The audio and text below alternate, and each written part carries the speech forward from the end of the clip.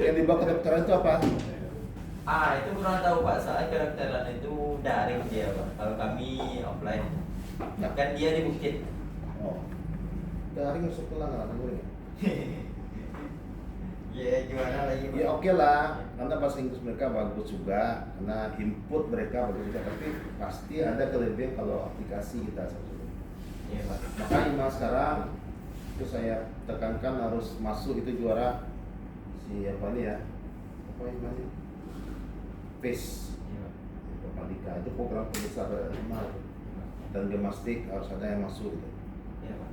Dia yang paling mudah dapat nilai itu kalau kita apa tuh publikasi, terus lomba-lomba itu yang paling. Rian ada kan? Ada satu, ya, cuma masih ada review kemarin di Mas ini Pak. Nanti tahun depan itu 2027 Rian sebagai apa tuh pengawal adiknya 2024 yang lain sekarang tuh kan? Iya Pak. Mungkin Harus itu. iya Pak. Mungkin titip pesan aja sama anak BP Pak. Mungkin Bapak ngajar. Kalau bisa di publikasi itu kalau ada dosen yang ngajak tuh ya ikut aja gitu. Karena bakal tinggi apa ya Pak. Pas sebagai anggota gitu. Iya, berarti kan kalau publikasi kalau Sinta aja berarti kan itu udah di tingkat nasional sebenarnya. Sinta berapapun. Ya ini sudah ada tuh 2022 ya, Sinta 4 PTE malah. Iya. Nah kalau bisa PTI harus juga lah, jadi tidak perlu kompre lagi tuh. Anda usahakan lah itu.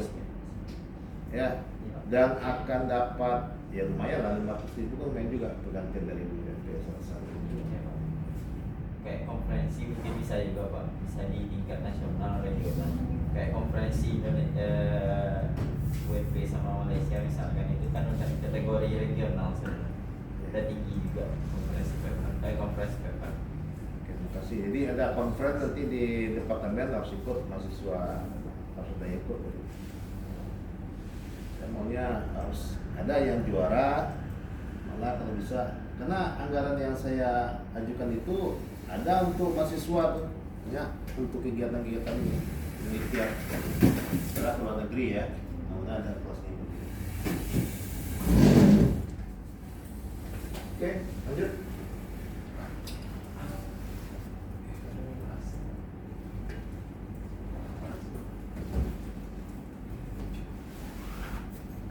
Yang sudah tampil kali kedua baru Dava ya. Iya. Tolong tidak ada banyak ya signifikan Dava ini masih sama. Oke, kalau gitu tuh harapannya ada. Walaupun masalahnya adalah materinya tidak dikuasai, ya. Tapi it's okay. Justru kadang yang tidak dikuasai itu lebih bagus kita tampil. Ya, lanjut.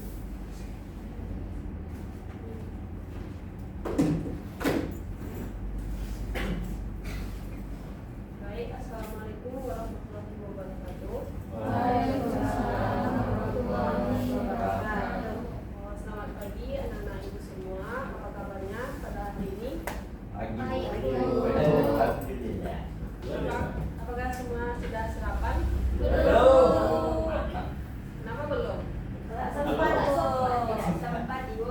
Nanti pas istirahat makan ya. Ya Baik, sebelum kita mulai pembelajaran pada hari ini, sebelumnya udah ada yang kenal sama ibu? belum bu, belum. Belum. Cuma lihat mukanya doang bu, jadi bukan. Baik, perkenalkan nama ibu Eva Uvara, biasa dipanggil Bu Eva. Di sini ibu diamankan untuk mengajar kelas 10 TKJ, itu dengan mata pembelajaran itu dasar-dasar dari jaringan komputer dan telekomunikasi.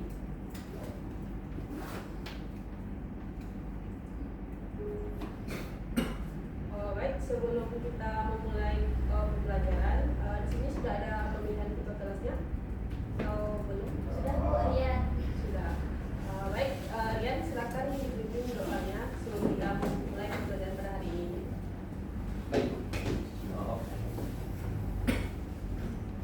Baik, perhatian semuanya duduk siap gerak. Kau berdoa. Berdoa mulai. Bismillahirrahmanirrahim. Raditu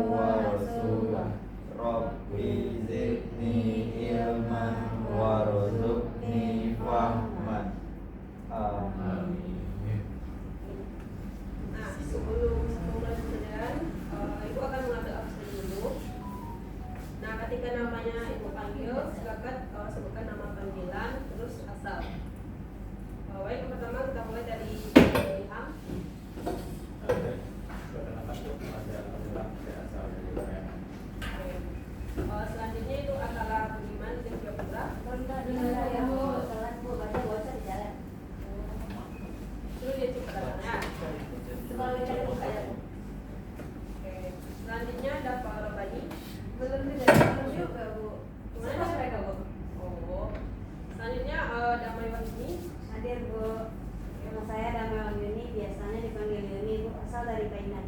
Oke. Selanjutnya itu pembelian Hadir ketua yang terhormat. Baik, perkenalkan nama saya Febri Azakri.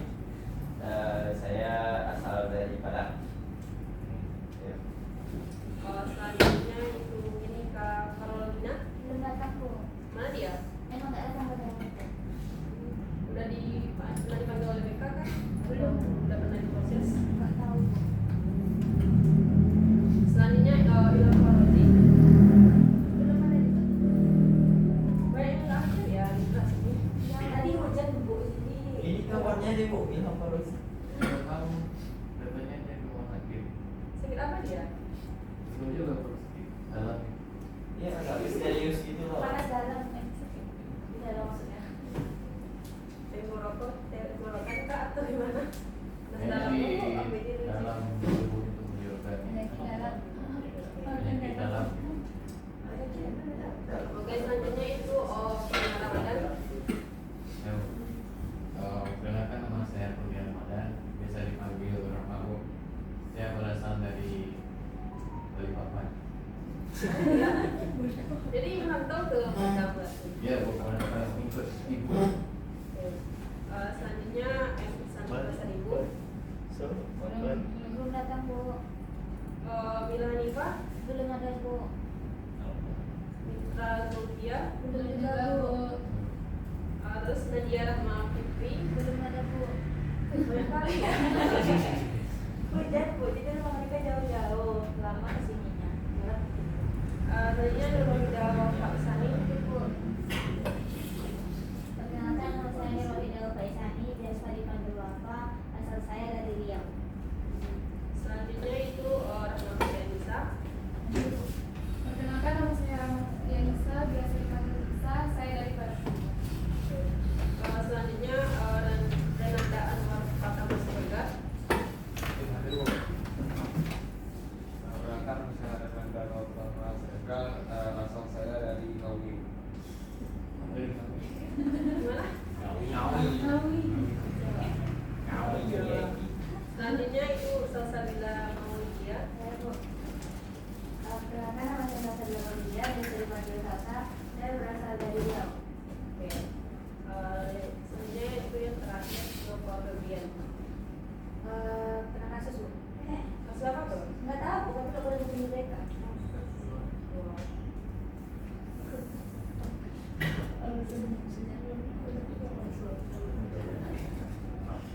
Baik, langsung saja kita masuk pada materi kita pada hari ini, yaitu sistem komputer hardware dan software. Nah, sebelumnya pasti anda semua sudah pernah dengar kan apa itu hardware atau apa itu software. Pernah bu. Oke, sebelum itu langsung saja. Adapun tujuan pembelajaran kita hari ini, yaitu yang pertama menjelaskan pengertian dan fungsi perangkat keras hardware komputer. Yang kedua itu ada mengidentifikasi komponen-komponen utama hardware beserta fungsinya. Terus juga ada menjelaskan pengertian dan jenis-jenis perangkat lunak dan software.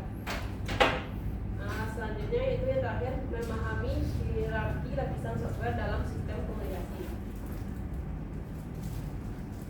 Nah, untuk yang pertama kita akan bahas itu perangkat keras atau hardware. Nah, sebelum itu ibu bertanya, ada yang tahu apa itu perangkat keras atau hardware? Perangkat keras. Coba sebutkan apa contoh-contoh dari perangkat hardware. Ini keras. Terus apa lagi? Keyboard bu. Yang lainnya? Ini Mouse bu. Mouse. Terus? Bagian charger bu. Oke. Yang Anda sebutkan tadi benar. Jadi secara pengertian hardware itu adalah perangkat keras berupa seluruh komponen fisik yang menyusun sebuah sistem komputer.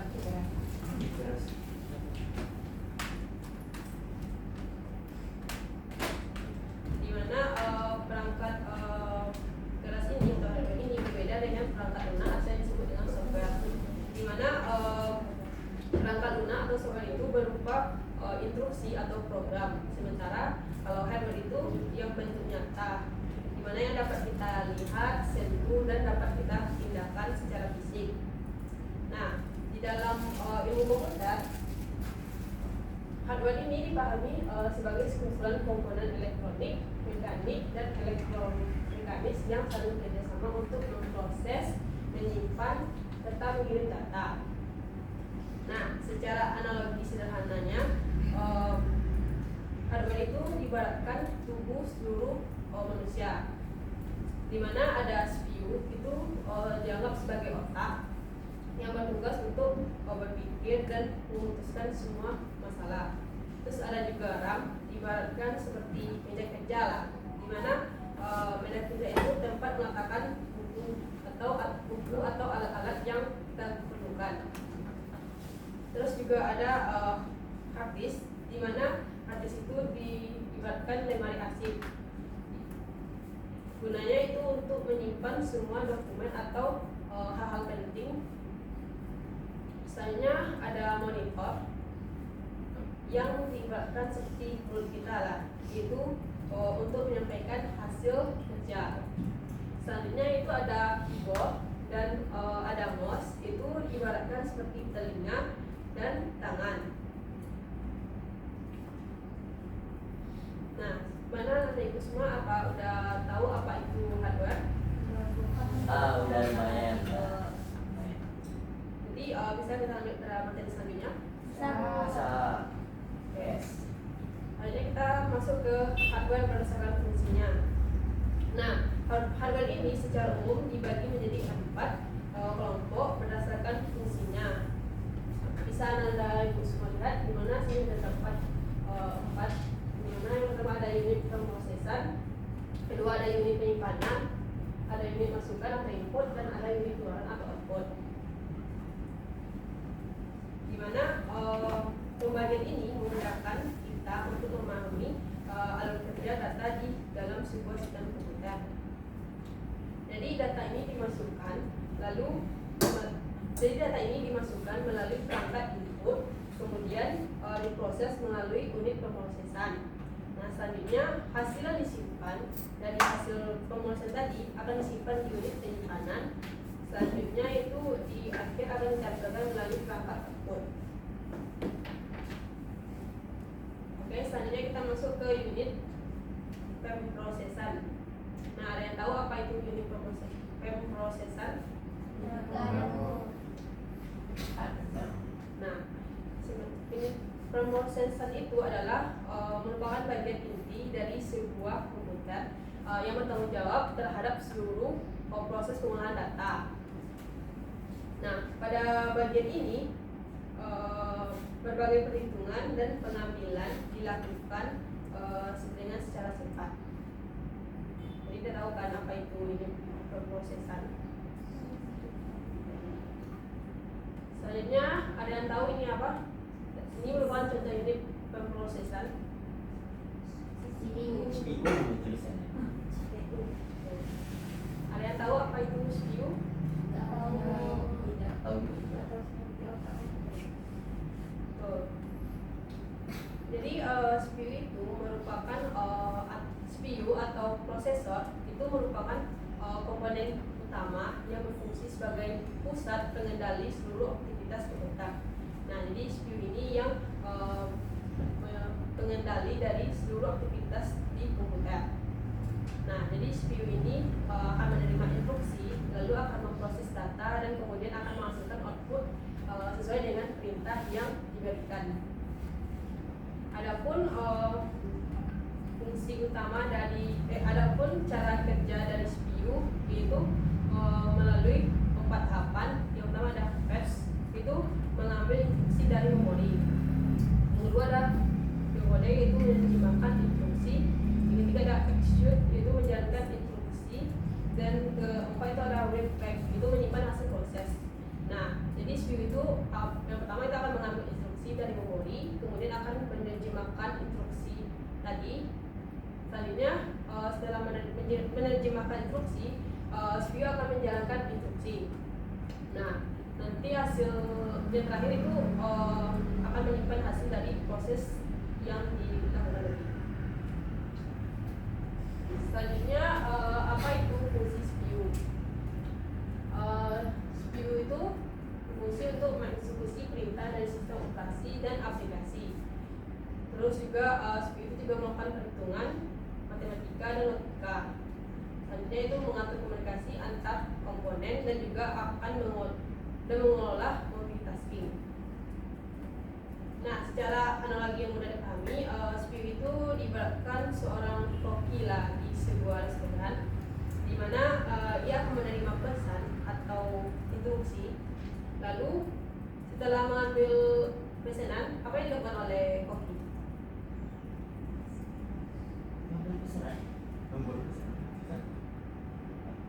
Nah, jadi setelah menerima pesanan, instruksi, pasti koki itu mengambil bahan-bahan atau persiapan.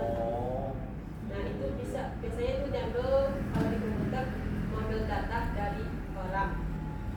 Setelah mengambil bahan-bahan, koki itu pasti akan memasaknya kan. Nah, itu pasti disebut dengan memproses. Nah, lalu setelah itu pasti koki menyajikan hasil dari memasak tadi kan. Nah, itu disebut dengan output. Nah, jadi semakin banyak tangan si koki atau core, maka semakin banyak pula pesanan yang bisa dikerjakan secara sekaligus. Nah, sampai di situ ada yang paham atau masih ada yang kurang jelas? Bisa kita masuk ke yang selanjutnya? Oke, selanjutnya itu nih, ada yang tahu apa ini? Nah, coba sebutkan apa itu motherboard. Yang lainnya? Nah, itu yang di belakang, apa itu motherboard? Yang Apa ini ya? tadi. Papan induk Bu, yang jadi pusat dari segala itunya nanti prosesnya. Ada yang lain? Ini Bu. Oke, tanda apa itu motherboard? Sebagai penghubung komponen hardware Bu, kayak SDU. Nah, benar sekali. Apa yang Anda sebutkan tadi itu benar. Nah, jadi motherboard itu adalah merupakan papan sirkuit utama yang menjadi tempat terkumpulnya seluruh komponen komputer. Nah, contohnya ada CPU, RAM, atau penyimpanan itu akan terpasang di motherboard. Selanjutnya ada yang tahu nggak apa itu fungsi dari motherboard? Ya kayak itu Bu, kayak sebuah jalan raya itu dia menghubungkan data-data dan komponen-komponen di dalamnya. Bagus, ada yang lain? Alvin? Cukup. Tulis sama Oke, jadi ada pun fungsi dari motherboard itu pertama ada mendistribusikan daya listrik dari PSU ke seluruh komponen. Kedua itu pinjaman jalur data atau bus antar komponen. Yang terakhir itu menentukan kompatibilitas komponen yang bisa digunakan. Jadi gimana, apakah sudah sudah pahamkah dengan motherboard? Sudah Bu. Sudah. Bu apa?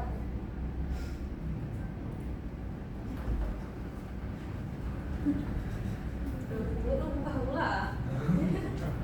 Nanti Ibu cari lagi ya. Siap Bu. Oke, selanjutnya itu ada tahu ini apa? Apa tuh Bu? Yang lainnya ada yang tahu? Lama.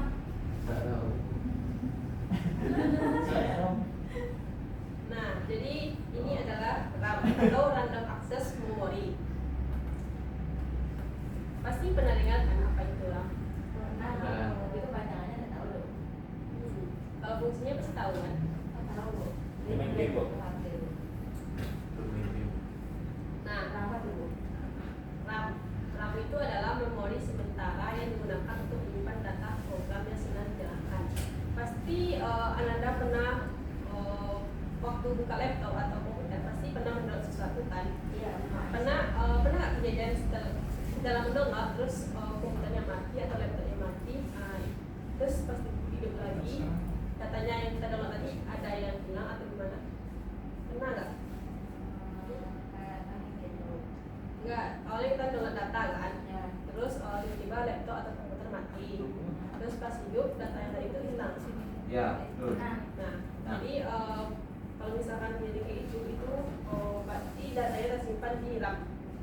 Karena ketika data yang setelah kita download tadi, terus tiba-tiba laptop mati atau laptop atau komputernya mati, lalu datanya hilang, berarti itu disebut dengan RAM. Karena RAM itu memori sementara, berbeda dengan SSD atau yang lainnya. Nah, adapun penting RAM itu pertama ada menentukan kecepatan sistem. Nah, semakin besar kapasitas RAM, maka semakin banyak aplikasi yang dapat dijalankan secara bersamaan tanpa mengalami penurunan kinerja. Pernah nggak kalian waktu buka laptop atau sesuatu lah atau komputer buka banyak tab Chrome? Nah, misalnya RAM laptop kalian 2 GB atau 4. Nah, kalau dibuka banyak apa yang terjadi? Nah, itu penyebab dari RAM. Jadi kalau semakin tinggi RAM, maka semakin banyak pun tab yang kita buka nggak akan mengalami bisa melakukan prosesnya itu secara bersamaan tanpa mengalami penurunan atau segala macam.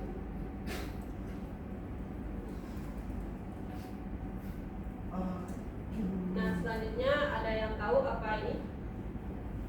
Kipas angin.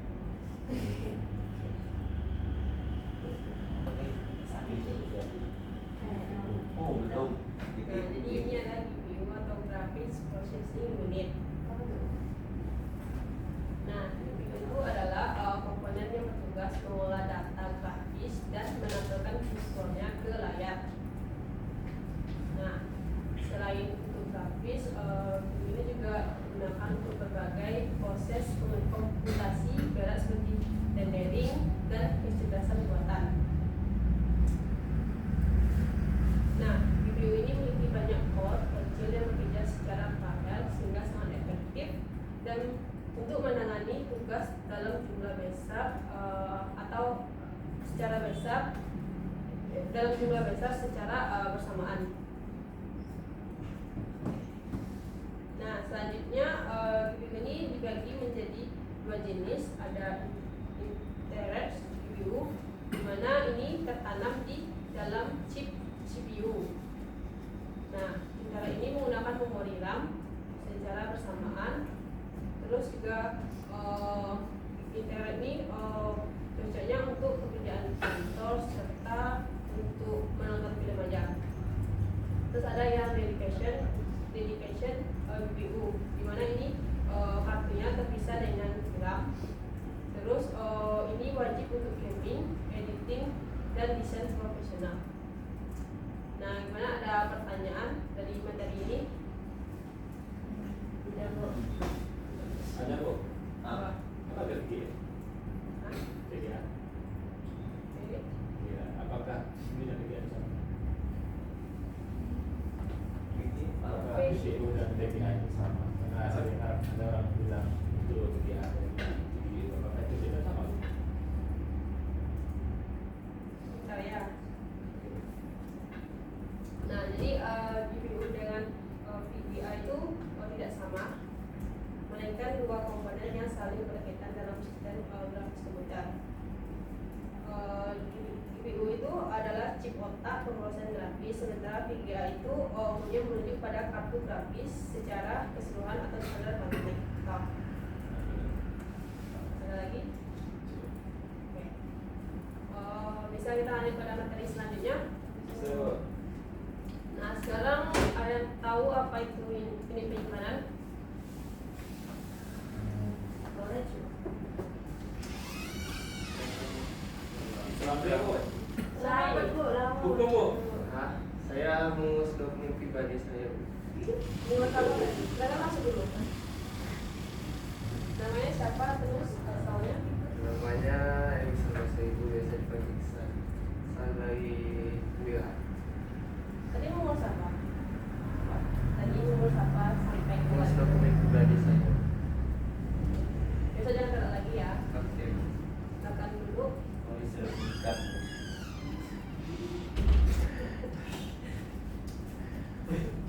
Dokumen perusahaan. Nah, baik. Bisa kita lanjutkan? Bisa Bu.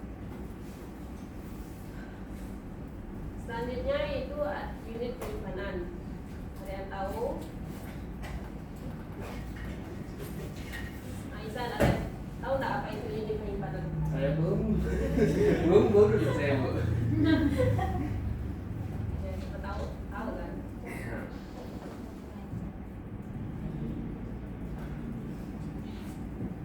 Ada yang tahu? Jadi unit penyimpanan itu adalah komponen yang bertugas menyimpan data secara permanen maupun semi permanen. Nah, unit penyimpanan ini tidak sama seperti RAM yang kehilangan datanya ketika menggunakan. Kalau unit penyimpanan ini mempertahankan data bahkan tanpa aliran listrik pun. Nah, meski nanti tiba-tiba laptop kalian mati, jadi data-data yang telah dibuat tadi yang disimpan di unit penyimpanan tidak bakal hilang seperti siram. Wah, Apa dulu?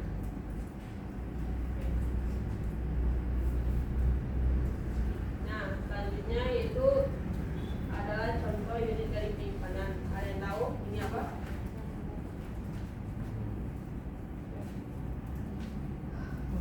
Hadir. Ada yang tahu? Habis. HDD, betul.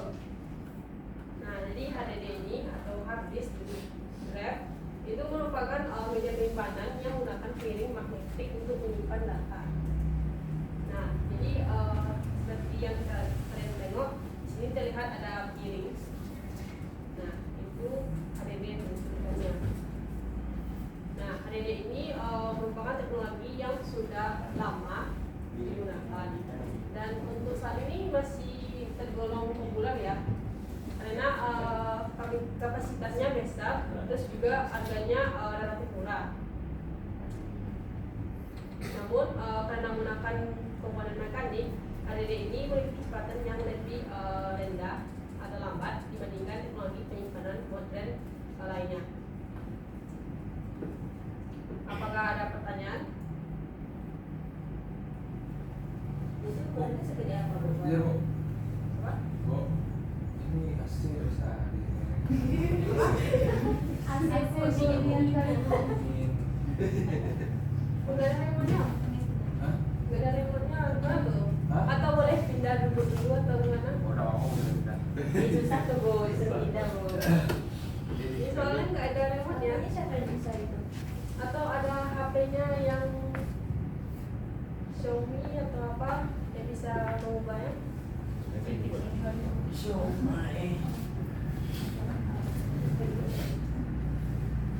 Nah itu ada HP Ihsan tuh ini. Langsung ya ada Ibu.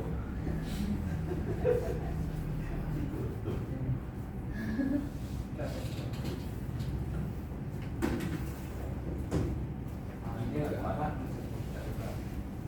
Remote-nya nggak ada juga. Nah atau dimatikan aja. Kan udah nanti panas. 30. Oke. Nah bisa kita lanjut. Bisa Bu. Bisa Bu. Nah selanjutnya kita akan membahas kelebihan dan kekurangan dari HDD. Ada tahu apa itu kelebihan dan kekurangannya? Kelebihannya biasanya penyimpanannya lebih besar ketimbang SSD. Betul. Jadi saya tahu Kurang. Betul. Nah jadi kelebihan dari HDD ini itu harga per gigabyte-nya itu sangat murah dibandingkan yang lainnya. Ini yang paling ekonomis ya. Terus juga kapasitasnya bisa sangat besar, bisa sekitar sampai 20 giga tera atau lebih.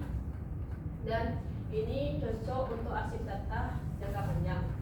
Jadi untuk data-data penting untuk jangka panjang bisa lah pakai HDD ini, karena ini besar kan kapasitasnya. Nah, adapun lebih kekurangannya itu kecepatan baca tulisnya yang lambat. Terus juga komponen mekaniknya yang ada komponen mekanik yang bergerak sehingga rentan terhadap benturan fisik. Nah, tadi kan ada yang kayak bulat gitu kan. Nah, itu rentan terhadap benturan fisik. Nah, di mana di sana juga menghasilkan suara atau getaran juga. Terus juga lebih boros daya dibandingkan SSD atau yang lainnya. Jadi gimana semua? Gimana?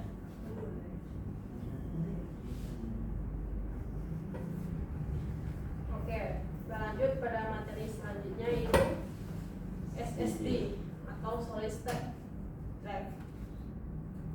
Nah, SSD ini merupakan terobosan besar dalam teknologi penyimpanan. Nah, tanpa komponen bergerak sama sekali, SSD ini menggunakan chip memory flash atau NAND untuk menyimpan data secara elektronik. Adapun kecepatan akses data yang jauh. Adapun kecepatan akses data yang jauh lebih tinggi dibandingkan dengan HDD tadi. Nah, jika menjalankan SSD ini, komponen yang hampir wajib ada di komputer modern, terutama sebagai media instalasi sistem operasi. Jadi udah paham kan apa itu SSD? Oke, lanjut kelebihan dan kekurangannya. Ada yang tahu apa itu kekurangan dan kelebihan dari SSD? Mahal. Kembali ke dari HDD tadi, Bu. Betul. Harus tersambung listrik. Betul. Jadi kelebihan itu sangat cepat dibandingin dari HDD tadi. Terus juga HDD tadi kan ada suara, juga ada getaran kan. Nah, sementara di SSD ini tidak ada. Terus juga di si SSD ini tahan guncangan, terus juga hemat daya serta ringan dan tipis. Nah, ini ideal lah untuk laptop. Adapun kekurangannya itu harga per giganya lebih mahal dibandingkan dari HDD tadi. Terus juga kapasitasnya yang umum itu masih terjangkau sekitar 128 sampai 4 tera. Nah, kalau yang HDD tadi kan sampai tembus kan 20 tera. Nah, terus juga kekurangannya itu memiliki batas siklus tulis atau read flash itu meskipun sudah sangat tinggi. Selanjutnya ada tahu ini apa? Yang di ujung ada, tolong ditengok. Apa ini?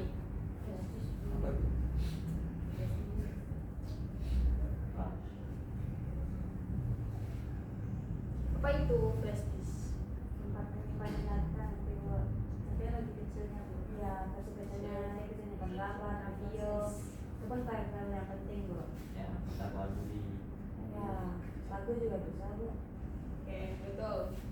Nah, flash drive atau media penyimpanan portable merupakan media penyimpanan portabel yang menggunakan teknologi memory flash.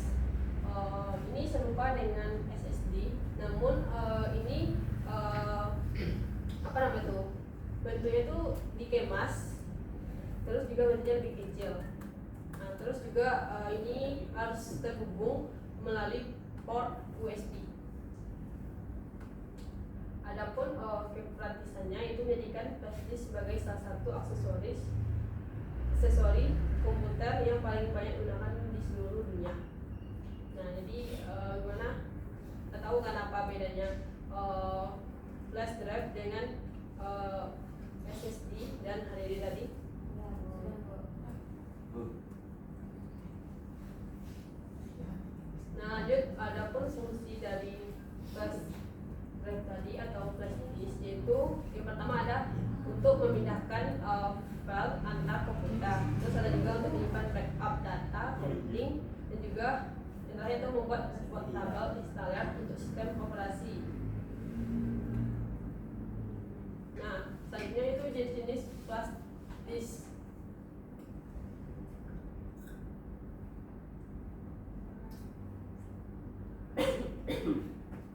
Ananda semua ada yang pernah tengok USB A nggak?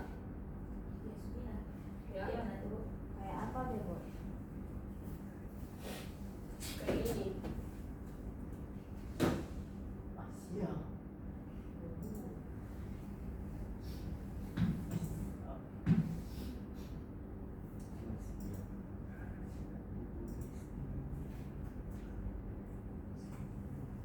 Nah, ada yang pernah tengok? Pernah Bu namanya USB ya. Iya. Nampak barangnya kenapa tidak tahu dulu. Nah, yang ini merupakan USB A. Ada yang B dan ada yang C. Sampai itu biasanya dipakai di mana, Bu? B Karena bentuknya agak-agak asing, Bu. di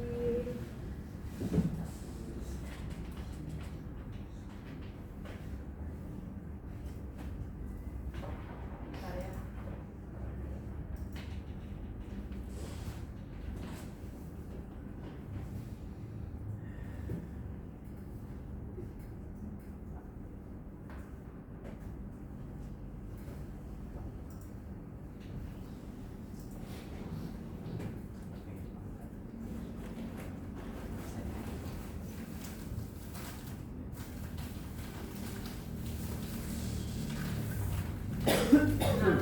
Nah, biasanya ada di itu apa tuh, di printer ya? Printer, Bu. Iya. Ada pernah tengok? Saya nggak punya printer, Bu. Makanya nggak tahu. Besok kita tengok ya. Oke. Kalau ada.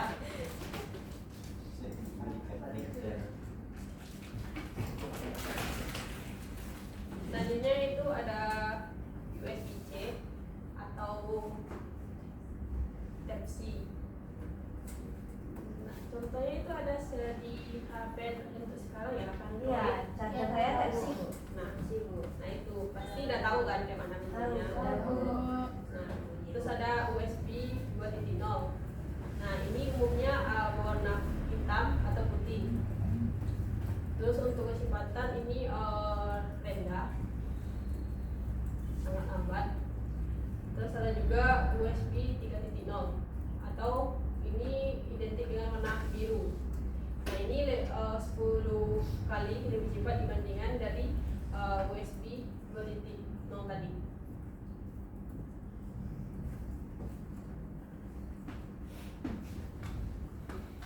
Nah, selanjutnya itu unit input atau masukan. Ada tahu itu apa? Nggak tahu. Apa tuh, Bu? Nah, jadi unit input atau masukan adalah yang bertugas atau menerima perintah dari pengguna dan mengubahnya menjadi sinyal digital yang dapat diproses oleh komputer. Kalau mendengar kata sinyal pasti Anda semua tahu kan apa komponennya dari unit input atau masukan ini. Mana maksudnya, Bu? Nah, ini Anda tahu? Tahu.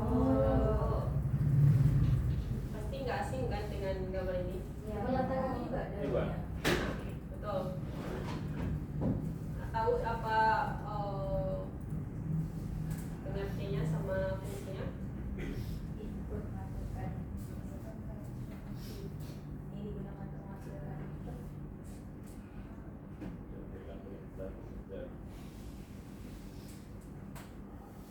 Nah, yang sini ada pertama itu ada keyboard. Di mana keyboard ini merupakan perangkat input yang terdiri dari susunan tombol-tombol yang mewakili karakter alfanumerik, simbol, fungsi, dan perintah tentu untuk komputer. Nah, kemampuan untuk mengetik secara cepat dan menguasai berbagai shortcut keyword itu adalah keterampilan esensi yang dapat meningkatkan produktivitas seseorang secara signifikan. Nah, selanjutnya ada yang tahu ini apa? Fungsinya tak apa? Atau pengertiannya ada yang tahu? Klik. Tombol ini. Lingkaran kusto. Ya, lain-lain tidak tahu.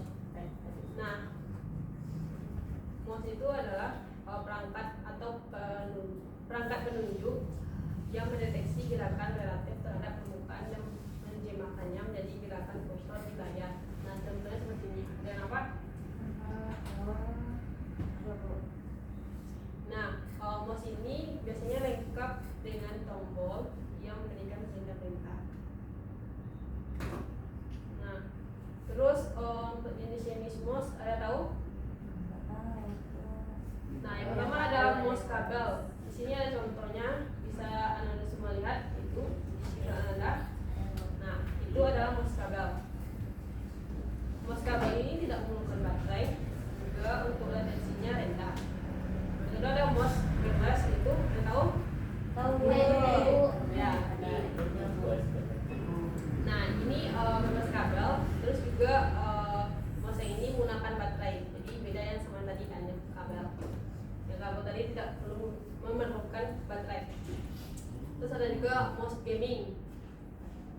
Ada yang pernah tengok?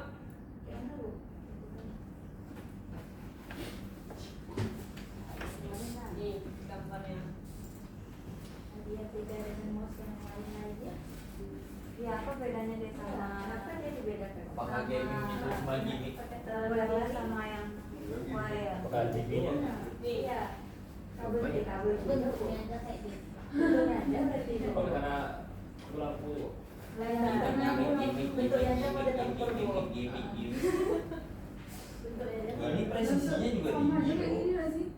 yang biasa lah. Iya.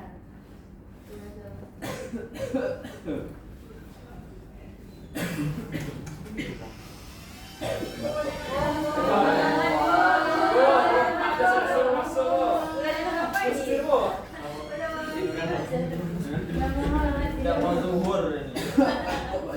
Kok bisa telat? Apa alasannya nih? Apa? Kok bisa? Kenapa nggak masalah?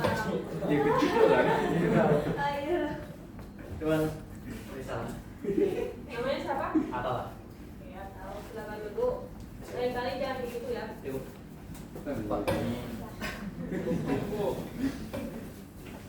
Oke. Untuk mensingkat waktu langsung saja kita lanjutkan. Ada yang tahu ini apa? Ini ada webcam. Oh,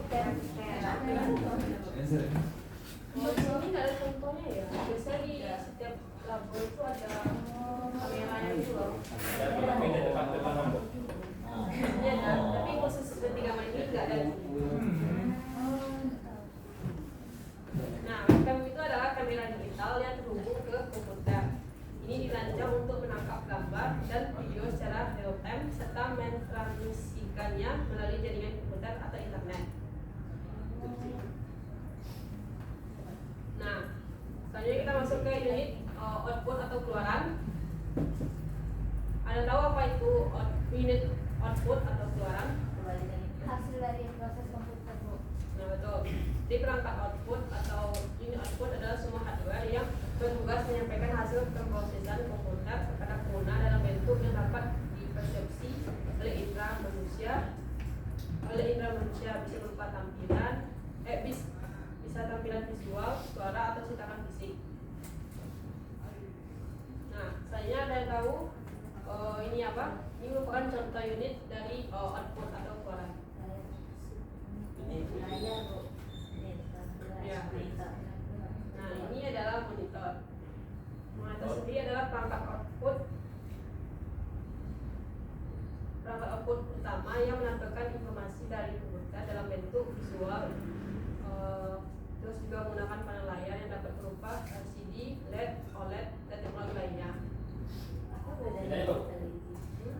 Kamu yang bilang ya? Iya. LCD, radio, ada orang bilang LCS, IN. Untuk lebih lanjut kita bahas di selanjutnya ya. Soalnya udah terkejar waktu juga. Ayo. Nah, selanjutnya ada tahu ini apa? Printer. Betul. Jadi udah tahu kan apa itu printer dan apa penggunaannya? Printer kok. Ya. Adalah perangkat output yang mentransfer data digital dari komputer menjadi cetakan fisik pada media seperti kertas dan plastik, kain dan lainnya. Nah, selanjutnya ada yang tahu ini apa? Dan satunya lagi? Handphone.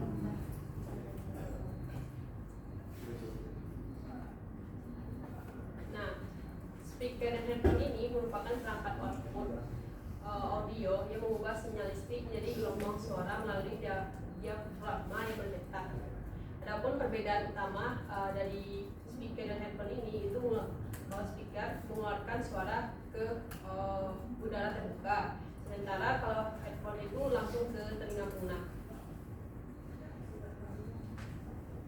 Yang selanjutnya kita masuk ke perangkat lunak atau software. Pasti nggak asing kan dengan namanya software? Tidak bro. Game saya bro. Saya asing. Apa itu software? Perangkat lunak. Ya, lunak. Nah, jadi software itu adalah merupakan sekumpulan instruksi data program yang mengatur serta mengendalikan perangkat keras agar dapat bekerja sesuai dengan perintah pengguna.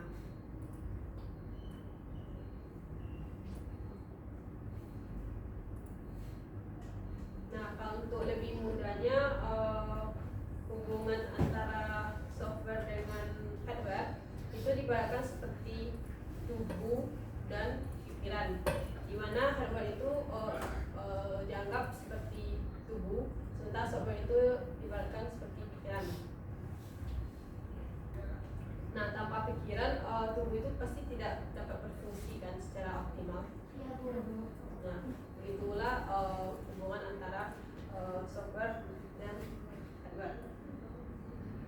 Nah, selanjutnya kita lanjut ke hierarki lapisan software. Mengapa kita perlu pemahaman tentang lapisan software?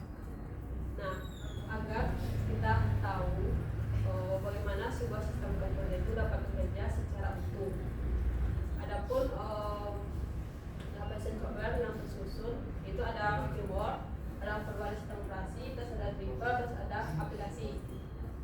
Nah, pertama ada lapisan firmware, yaitu secara pengertian firmware itu merupakan software tingkat rendah atau dasar yang tersimpan permanen di chip ROM pada motherboard. Nah, firmware ini berfungsi sebagai program pertama yang dijalankan ketika komputer dinyalakan. Adapun bagian-bagian penting dari firmware itu ada BIOS atau Basic Input Output System. Itu merupakan teknologi lama dengan tampilan berbasis teks dan fitur yang terbatas. Terus ada UEFI, itu Unified Extensible Firmware Interface. Itu adalah versi modern yang memiliki tampilan grafis lebih cepat dan mendukung perangkat penyimpanan beraktivitas besar. Terus ada juga POS atau Power on Slave Test. Itu adalah proses pengecekan awal terhadap kondisi hardware saat komputer dinyalakan. Terus ada juga boot order. Itu menentukan media mana yang digunakan untuk menjalankan sistem operasi, misalnya SSD, HDD atau flash disk. Nah, adapun cara mengakses BIOS atau UEFI atau firmware tadi, firmware itu dapat diakses dengan menekan tombol tertentu seperti delete, F2 atau F12. Nah, ini digunakan saat komputer baru dinyalakan. Nah, lapis yang kedua itu ada sistem operasi, di mana sistem operasi adalah software utama yang mengatur seluruh aktivitas komputer. Sistem operasi berperan sebagai penghubung antara pengguna dengan hardware. Nah, jadi merupakan penghubung antara pengguna dengan hardware atau perangkat keras. Selanjutnya untuk fungsi, ada yang tahu dari sistem operasi ini? Fungsinya untuk operasi komputer. Apa? Operasi komputer. Betul. Ada yang lain?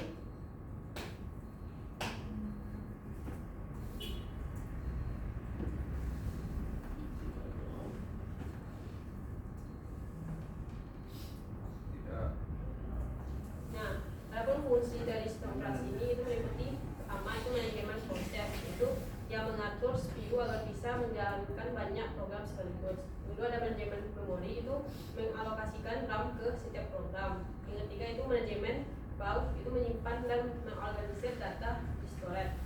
Selanjutnya itu menyediakan antarmuka pengguna atau UI yang instruktif.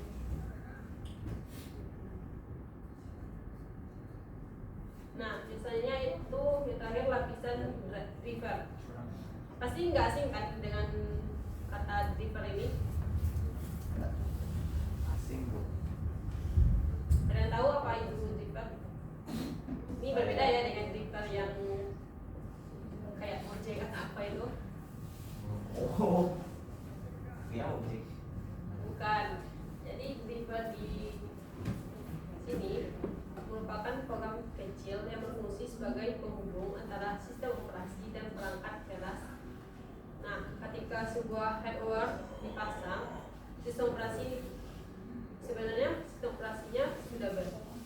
sudah dapat mendeteksi, namun belum mengetahui cara menggunakannya.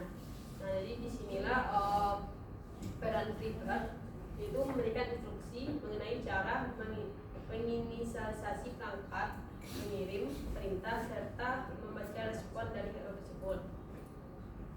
Nah, adapun contoh nyatanya itu dalam praktiknya driver dapat terlibat dari berbagai contoh. Itu misalnya itu ketika pengguna memasang Wi-Fi, USB, namun tidak bisa terhubung ke internet karena drivernya belum diinstal. Nah, begitu juga saat melakukan install ulang sistem operasi, tampilan layar sering kali terlihat buram. Nah, dengan resolusi yang rendah hingga driver kartu grafis diinstal. Hal ini menunjukkan bahwa tanpa driver, manfaat hardware tidak dapat bekerja secara optimal. Jadi kita tahu kan apa itu driver? Udah bu. Nah, selanjutnya itu aplikasi. Apa itu aplikasi? Aplikasi. Ini aplikasi bu. Aplikasi itu sebuah software yang berjalan di atas sistem operasi. Ya betul. Di aplikasi ini merupakan lapisan software yang paling dekat dan paling sering berinteraksi langsung dengan pengguna atau user. Berbagai program yang digunakan sehari-hari seperti browser itu untuk mengakses internet, aplikasi pengolahan kata untuk mengetik hingga game semuanya termasuk dalam kategori aplikasi. Adapun contoh aplikasi dan adapun contohnya itu dalam praktiknya terdapat berbagai jenis aplikasi yang digunakan sesuai kebutuhan. Nah, untuk produktivitasnya pengguna sering memanfaatkan Microsoft Office atau layanan berbasis cloud seperti Google Workspace. Nah, dalam akses internet, browser seperti Google Chrome atau Firefox itu menjadi pilihan utama. Nah, bagi programmer, aplikasi seperti Visual Studio digunakan untuk menulis kode. Sedangkan dalam bidang multimedia terdapat aplikasi seperti VLC, Media Player atau Photoshop. Nah, selain itu aplikasi komunikasi seperti WhatsApp dan Zoom juga sangat penting, terutama dalam kaitan pelajaran dan kerja jarak jauh. Nah, dari materi tersebut, apakah Anda semua sudah paham? Atau ada yang perlu ditanyakan?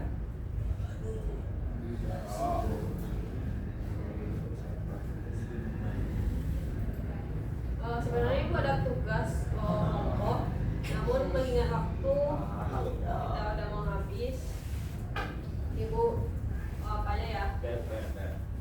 Kalian buat jadiin aja tugas rumah. Minggu depan Ibu periksa dan Ibu minta kalian untuk mempresentasikannya. Oh no.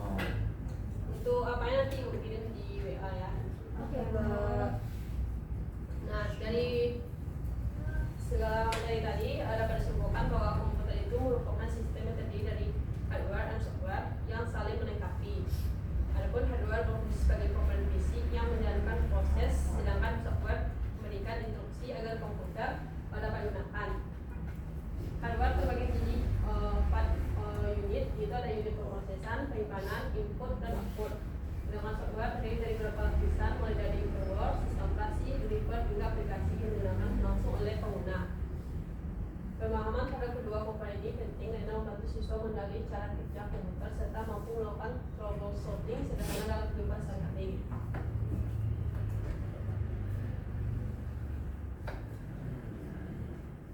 Nah, kalau mengingat waktu ya, mungkin sampai di sini dulu materi kita.